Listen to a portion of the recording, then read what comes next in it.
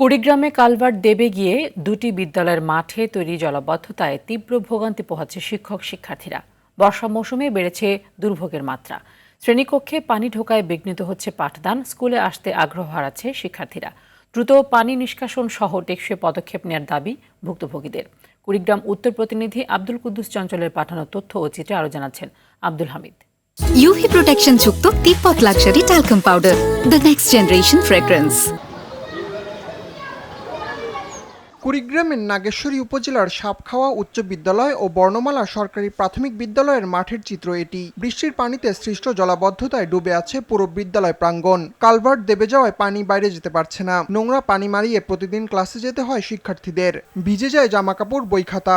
এতে চরম দুর্ভোগ পোহাতে হয় তাদের। পানি জমাট বেঁধে থাকার কারণে অনেক স্টুডেন্টের অনেক ধরনের সমস্যা হচ্ছে। আমাদের স্কুলের শিক্ষকরাও আসতে পারছে না। এই বৃষ্টির জন্য পানি জমে আছে ফিল্ডে, আমরা পিছলে পড়ি এবং ব্যাগ বই ভিজে যায়। কাপড় চোপড় নষ্ট হচ্ছে, অনেকে আবার জ্বরে ভুগছে। পানিতে জোক আছে, পানি কামড়া আছে, এগুলো দ্বারা শিক্ষার্থীরা আক্রান্ত হচ্ছে।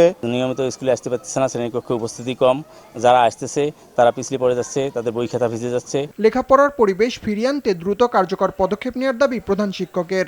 যাওয়া আসা অনেক সমস্যা, পানি ভেঙে যেতে হয়, আসতে হয়।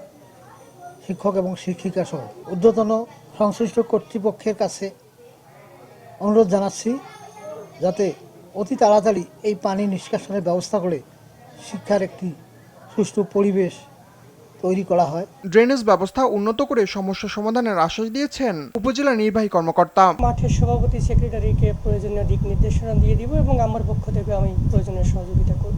শুধু আশ্বাস নয়, ভোগান্তি লাঘবে উন্নত পানি নিষ্কাশন ব্যবস্থা গ্রহণের দাবি ভুক্তভোগী শিক্ষক শিক্ষার্থীদের। আব্দুল হামিদ, RTV।